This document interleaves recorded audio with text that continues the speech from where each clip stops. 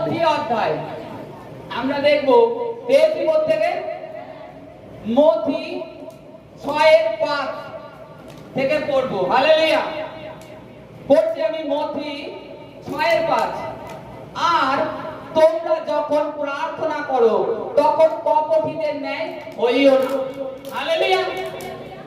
এখানে প্রভুর বাক্যে প্রভু বলছে, তার মুখের থেকে মুখ নির্গত বাক্য, তোমরা যখন প্রার্থনা করো কপটী ভণ্ডদের মতো হইও না। যেটা ভণ্ড, ছলনাকারী, লোক দেখানোর জন্য তুমি প্রার্থনা করছো। তারা কিরূপ প্রার্থনা করে তারপরে দেখবো। হালেলুয়া। কারণ তাহারা সমাজ গিয়ে ও পথে কোণে দাঁড়াইয়া লোক দেখানো প্রার্থনা করিতে ভালোবাসে। তারা কি করে?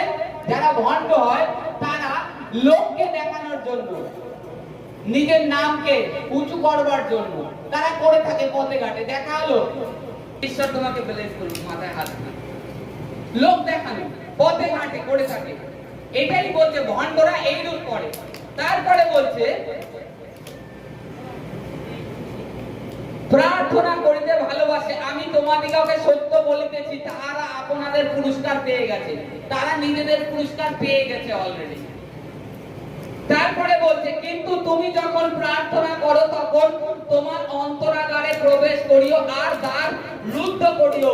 তোমার পিতা যিনি গোপনে বর্তমান তাহার নিকটে প্রার্থনা করিও, তাহাতে তোমার পিতা যিনি গোপনে দেখেন তিনি তোমাকে ফল দিবেন। হালেলুয়া। সর্বপ্রথম কি বলছে? তোমরা যখন প্রার্থনা করো তখন অন্তরাগারে, হালেলুয়া হালেলুয়া, বলছে তোমরা যখন প্রার্থনা করো অন্তরাগারে প্রবেশ করো। প্রার্থনা করতে বসেছেন, আপনি বাড়িতে প্রার্থনা করছেন, করতে করতে আপনার গ্যাসটা ফুরিয়ে গেছে, কিভাবে রান্না করব মনের মধ্যে ভাবনা, কারেন্টের বিল এত এসেছে, কি করে দেবো, এই যে চিন্তা, এটা কে দেয় জানেন? শয়তান। আপনাকে যে আপনি আপনার অন্তরা গিয়ে প্রবেশ করেন আর ঈশ্বরের সাথে যে কথাটা বলেন সেটা সে আটকাতে চায়। আর আপনি যে আশীষ ঈশ্বর আপনার জন্য রেখে দিয়েছে সেটা থেকে আপনাকে বঞ্চিত রাখতে চায়। এই কারণের জন্য দীর্ঘদিন একটা বিষয় নিয়ে আপনি প্রার্থনা করছেন, যে প্রবেশই করতে পারছেন না, শয়তান আপনাকে করতে দিচ্ছে না সংসারের চিন্তায়। আর প্রভুর বাক্যে কি বলছে? প্রভুর বাক্যে বলছে কোনো চিন্তা করো না, সমস্ত চিন্তার ভার আমার উপরে দাও। আর তারপরে বাক্যে লেখা আছে, পরের বাক্যে সেটা পরে দেখছি, লেখা আছে যে তোমরা কোনো কিছু বিষয় ভেবো না, সমস্ত কিছু ঈশ্বরের সম্মুখে ধন্যবাদের সহিত রেখে দাও। ঈশ্বরের সম্মুখে। আজকে হঠাৎ করে একজন যে পীড়িত থাকে, রোগগ্রস্ত ব্যক্তি থাকে, তার সে প্রার্থনা করছে, তার ব্রেনটে উঠে রয়েছে, আমার মাথায় যন্ত্রণা কমছে না, আমার পেটে ব্যথা কমছে না, কিন্তু যে পরিমাণে প্রার্থনা করার দরকার সে করতে পারছে না। ঈশ্বরকে যে ধন্যবাদ অন্তরাগার থেকে দেওয়ার দরকার সেটা সে দিতে পারছে না। এই রূপে, এই কারণে শয়তান বঞ্চিত রেখে দেয়। আজকে আমাদের সর্বপ্রথম অন্তরাগারে প্রবেশ করতে হবে, সমস্ত চিন্তা ভাবনা ছেড়ে দিতে হবে, কারণ অলরেডি সেটা আমাদের জন্য ভাবিত হয়ে রয়েছে। ঈশ্বর ভেবে রেখেছে, ঈশ্বর ভেবে রেখে দিয়েছে পরে কি হবে। তো তাই আমরা ব্যর্থ ভাবনা চিন্তা করে আমাদের ঈশ্বরের অন্তরাগারে যে প্রার্থনা করতে, নিজেদের অন্তরাগারে প্রবেশ করতে পারি, সেটার থেকে বঞ্চিত থেকে যায়। এই কারণে উত্তর আসতে দেরি। আর দ্বার রুদ্ধ করো, এতে দুরকম দ্বার বোঝা যায়। প্রথমত নিজে একা যখন ঘরে প্রার্থনা করো তখন দ্বার রুদ্ধ করো, আর দ্বিতীয়ত নিজের হৃদয়ের দ্বার, সেটাকেও রুদ্ধ করো, বাইরের চিন্তা যেন না প্রবেশ করে, সেটাকেও তুমি বন্ধ করে নাও, সেটাকেও বন্ধ করে নাও। আর যখনই আমরা এইরূপ ভাবে প্রার্থনা করব ঈশ্বরের বাক্যে যেরূপ লেখা আছে অন্তরাগারে, তখনই আমাদের জীবনে যেটা প্রয়োজন সেটাই দেখবো আস্তে আস্তে অলরেডি হয়ে যাচ্ছে। যে জিনিসটা আমি চাচ্ছি সেটা আমি পেয়ে যাচ্ছি। এই কারণের থেকে মেন আমরা অন্তরাগারে যেতে পারি না। প্রার্থনা আজকে বিশ্বাসী কঠোর সময় প্রার্থনা, হাঁটু গেড়ে বসেছে 5 মিনিট 10 মিনিট প্রার্থনা করে হয়ে গেছে প্রার্থনা। আজকে আমার রোগটা এত বড়, প্রার্থনা নাকি 5 মিনিটে 10 মিনিটে। হালেলুয়া, ধন্যবাদ প্রভু যিশু, তোমার ধন্যবাদ করি আমার এই রোগ ব্যাধি হয়েছে, এর থেকে আমায় মুক্ত করো, কিংবা আমার পাশের বাড়ির যারা আছে বিনীত তাদেরকে সুস্থ করো। তারপরে কি, তারপরে লাস্টে বলছি আমেন বলে, হে আমাদের স্বর্গস্থ পিতা তোমার নাম পবিত্র বলে মান্য হোক। এই প্রার্থনা করে হয়ে গেল প্রার্থনা। বাইবেল হয়তো 2 লাইন বললেন, বাইবেল বুঝলেন কি না বুঝলেন না সেটা নিয়েও কোনো ফ্যাক্ট নেই। বাইবেল পড়তে বলেছে পড়তে হবে, কিন্তু ঈশ্বরের বাক্যে কি বলছে সেটা বোঝার চেষ্টা করছি না। একটা অধ্যায় নিয়ে কন্টিনিউ যদি না বুঝতে পাই, একবার দুবার তিনবার চারবার পাঁচবার, কতবার বুঝবো না, কতবার পবিত্র আত্মা আমাকে দেবে না। কারণ বাইবেলে যাকব অধ্যায়ে লেখা আছে যখন আমরা চাবো তখন পাবো। এবার আমি যদি একবার পরে ধুয়ে দিই আর পেলাম না যে এই বাক্যটার মানে কি প্রভু আমাকে বুঝিয়ে দাও, তখন আর পাবো না। না চেলে চেতে হবে, আকাঙ্ক্ষী হতে হবে, আমার মধ্যে সেই খিদে থাকতে হবে প্রত্যেকের মধ্যে, তবেই তো আমি খাদ্যে পরিতৃপ্ত হব, পরিপূর্ণ হব না। যদি সেটাই না থাকে, আজকে আমাদেরকে অন্তরাগারে প্রবেশ করতে হবে, প্রার্থনা করেই যেতে হবে, অলরেডি প্রার্থনা করে যেতে হবে। আজকে আমরা যখন ডাক্তারের ক্ষেত্রে দেখি কোন জ্বর হলে, জ্বর না কমলে ডোজ বাড়ায়, ওষুধ চেঞ্জ করে। প্যারাসিটামল 500 দিয়েছে, জ্বর কমেনি, তারপরে 700 দিল, তারপরে তাতেও কমেনি, 1000 দিল। জ্বরের ওষুধ কিন্তু চেঞ্জ হয় না, সে একই ওষুধ ডোজ বাড়িয়ে যাচ্ছে, পাওয়ার বাড়াচ্ছে। আমাদের তো পাওয়ার বাড়াতে হবে আর নিজেদের অন্তরাগারে প্রবেশ করতে হবে, তখনই আমরা আমাদের প্রার্থনার উত্তর পাবো। তারপরে বলছে প্রার্থনা কালে সাথে থেকে, তারপরে বলছে আর প্রার্থনা কালে তোমরা অনার্থক পুনরুক্তি করিও না, যেমন জাতিগণ করিয়া থাকে, কেননা তাহারা মনে মনে করে বাক্য বহুল্য তাদের প্রার্থনার উত্তর পাবে। হালেলুয়া। কি অনার্থক পুনরুক্তি করিও না।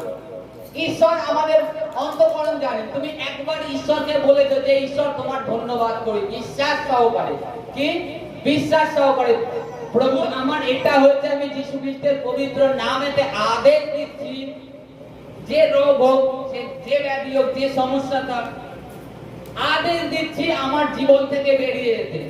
সেটাকে আপনাকে প্রভুকে বলতে আমি বিশ্বাস করি প্রভু আমার জীবন থেকে এটা বেরিয়ে গেছে। আপনি বললেন, বিশ্বাস করে বিশ্বাসটাকে যখন নিজের জীবনে গ্রহণ করে নিলেন, তখনই দেখবেন অদ্ভুতভাবে কাজ করছে। ওই বারবার একটা জিনিসই আপনি চেয়ে যাচ্ছেন, কিন্তু সেই একটা নিয়েই প্রার্থনা করে যাচ্ছেন। বাইবেলে এটা শিক্ষা দেয় না। তারপরে লেখা আছে যে আমরা যেন নিজেদের কোন দোষ কারোর বিরুদ্ধে থাকে সেটাও ঈশ্বরকে জ্ঞাত করি, জ্ঞাত করি। আর এখানে লেখা রয়েছে জাতিদের মতো হয়েও না। জাতিরা কি মনে করে ঈশ্বর তো অন্তর্যামী, জানি তিনি সমস্ত কিছু জানেন, আমার মনও জানে, থাক হালেলুয়া, চোখ বন্ধ করে মনে মনে কথা বলে হয়ে গেল, মনে মনে যা চলছে চলছে। কিন্তু বাইবেলে বলছে জাতিরা মনে করে বাক্য বহুল্য, বেশি বাক্য বলার প্রয়োজন নেই, কিন্তু এখানে প্রভু বলছে তোমরা বাক্য বলে চেয়ে নাও, যেটার প্রয়োজন তোমরা চেয়ে নাও। এইটুকু ভেবো না যে তোমাদের বাক্য বহুল্য, তিনি অন্তর্যামী, তিনি জানেন, তিনি দিয়ে দেবেন। তাহলে আজকে আমরা যদি দেখি হাসপাতালে এত লোক মরতো না, কারণ যারা যে ব্যক্তি যখন পীড়ায় কিংবা রোগে ভোগে, তার থেকে হয়তো কেউ ভগবানকে বেশি ডাকে না, ডাকতেই থাকে, কিন্তু তার উত্তর পায় না। কেন? সে জোরে না ডাকতে পারলেও মনে মনে ডাকতে থাকে, ডাকে তো, সে উত্তর পায় না কেন? আজকে বাক্য অঙ্গীকার, আমাদের জীবনে অঙ্গীকার, ঈশ্বরের ধন্যবাদ করা উচিত। যা কিছু হচ্ছে আপনি ঈশ্বরকে ধন্যবাদ করুন, আর আপনি আপনার মুখে অঙ্গীকার রাখুন প্রভু যিশুর কোরআন খাওয়ার জন্য, তার যে সে আমার জন্য ক্রুশে গিয়েছে, তার জন্য আমি সুস্থ হয়ে গেছি। যখন এইরূপ অঙ্গীকার আপনার জীবনে থাকবে, তখন আপনি প্রত্যেকটা প্রার্থনার উত্তর পাবেন। প্রত্যেকটা প্রার্থনার উত্তর আপনি পাবেন। অঙ্গীকার করছি না, প্রার্থনা মানে বিশ্বাসী হয়ে কেঁদে কেঁদে কেঁদে কেঁদে ভাসিয়ে দিচ্ছে, সারা জীবন কেঁদে যাচ্ছে, কিন্তু ঈশ্বর আপনি আমি কেউ চাই না আমাদের সন্তান কাঁদুক। তাহলে ঈশ্বর কি করে চায়? যিনি সৃষ্টিকর্তা, যিনি আমাদেরকে নির্মাণ করেছে, তিনি চায় একটা স্তর আছে কাদার, একটা লেভেল চলে গেছে কাদার। সবসময় মানুষ লাইফে কাঁদে না। সেই স্তর আমরা পুরনো বিশ্বাসীরা যখন পার হয়ে গেছি, তাহলে আজকে কেন আমরা ওরকম থাকবো? আমাদেরকে অঙ্গীকারের সহিত ঈশ্বরের কাছে প্রার্থনা করব। অধিকারী, আমি যে বাড়ির মালিক, সেই হিসাবে আমাকে প্রার্থনা করতে হবে। তারপরে লেখা আছে, অতএব তোমরা তাহাদের মতো হইও না, কেননা তোমাদের কি কি প্রয়োজন তাহা যাচনা করিবার পূর্বে তোমাদের পিতা জানেন। হালেলুয়া। কি বলছে? তোমাদের প্রভু এখানে বলে দিচ্ছে তোমাদের কি কি প্রয়োজন সেটা ঈশ্বর জানেন। ঈশ্বর জানেন, তা সত্ত্বেও তোমাদেরকে যাচনার পূর্বে তিনি জানেন, তা সত্ত্বেও তিনি বলছে তোমরা বাপকে চাও, মনে মনে বলো না। কেন বলে দিয়েছে? ঈশ্বর জানেন। ঈশ্বর জেনেও যে এ কতটা আজকে তার রোগ নিয়ে কিংবা সুস্থতা নিয়ে কতটা আকাঙ্ক্ষী, আগ্রহী আছে, দেখি এই কারণের জন্য ঈশ্বর অপেক্ষা করতে থাকে। ঈশ্বর আমাদের অন্তঃকরণ জানে, তা সত্ত্বেও ঈশ্বর অপেক্ষা করে যে কখন চাইবে আমি দেব, আর সঠিক বিশ্বাসের সহিত। তা আজকে আমাদের সেইরূপ বিশ্বাস, প্রত্যেকটা ঈশ্বরকে ধন্যবাদ দাও। নিয়ত তোমার যে কোনো সমস্যা থাকুক, নিয়ত ধন্যবাদ দিতে থাকো। দেখো একদিন তুমি তার থেকে বেরোবে, আর সর্বদা চেষ্টা করো যে অন্তরাগারে আমি প্রবেশ করব। অন্তরাগারে প্রবেশ করে আমি প্রার্থনা করব। ঈশ্বরের কাছে আমার যে প্রার্থনা সেগুলো তুলে ধরবো। অন্তরাগারে প্রবেশ করতে হবে। শয়তানের কাজ ওটা জ্বালা, কিন্তু আপনার কাজ যে আমি অন্তর